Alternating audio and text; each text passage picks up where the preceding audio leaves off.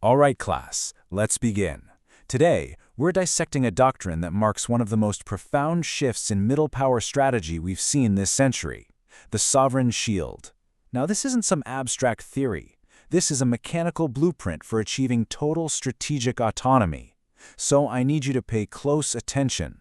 The details here, they matter.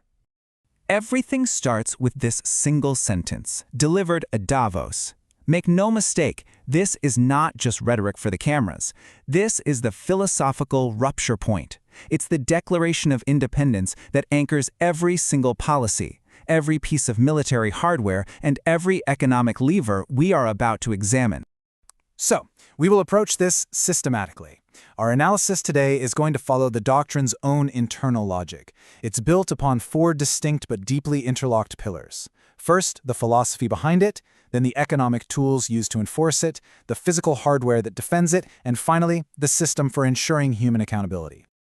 Okay, let's dive into that first pillar, the philosophical realignment.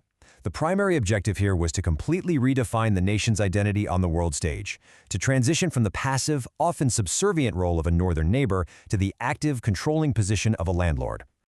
Now, this is where the abstract theory gets its teeth. To make this shift real, the doctrine grounds it in tangible, historical experience. It draws a direct and I'd say painful parallel to the lessons learned during the Panjwai offensive back in 2006. True partners, the doctrine argues, share ammunition when you're under fire. They do not demand permits for a bridge you paid for. That second scenario, well, that's not partnership. The doctrine reclassifies it, quite bluntly, as piracy.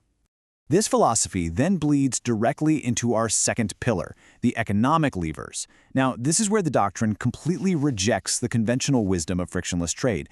The objective here isn't efficiency, not at all. It's strategic disruption.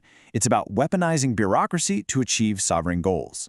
And the primary weapon in this economic arsenal is something called the 12-hour hoop. This is a masterpiece of asymmetrical strategy, really. And I want you to note that key phrase, psychological and market whiplash.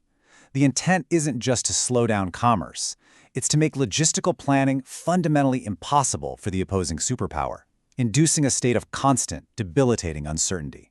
And this just brilliantly illustrates the relentless tempo. The hoops start with the almost mundane, reclassifying imperial lumber as scrapwood, but then they escalate to the sublime. By day 6, we're looking at a mandated 12-hour meditation period for a bridge. An absolutely exquisite instrument of bureaucratic friction, you'll agree. It's designed to be unassailable on its face. After all, who can possibly argue against bridge integrity?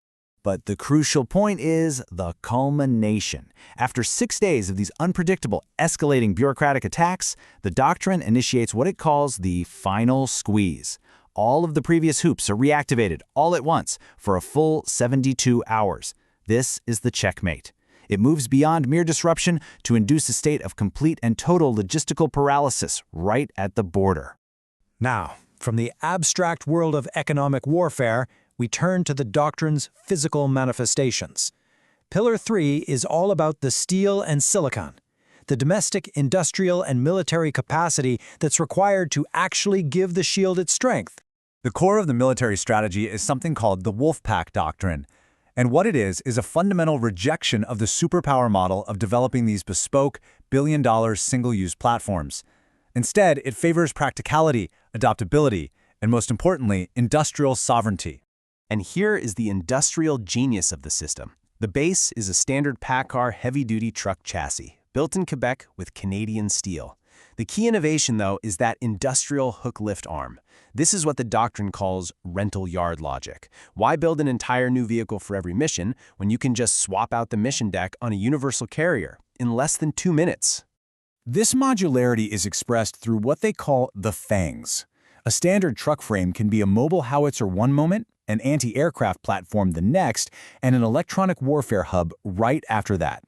This gives them a level of operational flexibility that those bespoke, single-use systems, they simply cannot match. And this brings us to our final and arguably most radical pillar, the human accountability scale. Having addressed philosophy, economics, and hardware, the doctrine now turns to ensuring the integrity of the human operators themselves. The foundational concept is the pony-up mandate, and this is not a suggestion. It is a mechanical requirement of holding office. Leadership is no longer a position of pure privilege. It becomes one of direct, personal, and potentially catastrophic financial risk. It ensures every single decision-maker has, as they say, skin in the game. This mandate is enforced through what's called the Trident Continuity Protocol. Now, look at this structure. Term 1 is pure observation. Term 2 is execution, with your personal fortune on the line. But it's Term 3. Term 3 is the masterstroke. You cannot simply start a project and then walk away. You must stay and manage it to completion. The entire system is designed specifically to eliminate buck passing. You are accountable for your own legacy. So, how is this enforced? Well, not by another government committee, that's for sure. A forfeited bond doesn't return to the Treasury, no. It is liquidated and distributed instantly to every single citizen in the 16-nation bloc that underpins this entire strategy. This gives the entire populace a direct financial stake in leadership integrity, effectively weaponizing 1.5 billion people into a network of decentralized auditors. A rather elegant, if ruthless, solution. And the final piece of this accountability puzzle is the judicial body, the Peer Audit 11. To remove any possibility of a home court advantage, this panel is composed of professionals from the other nations in the bloc. Their judgment is based on what the doctrine bluntly calls independent hostility, a purely clinical assessment of performance, completely free from political favor. A leader quickly learns to fear these 11 auditors far more than any foreign adversary. So the crucial point to take away is that these 4 pillars are not independent strategies operating in a vacuum. They form a single integrated system. The philosophical break justifies the economic friction, which is then defended by the physical spine, which in turn is operated by leaders held to a standard of absolute human accountability. Each part needs the other.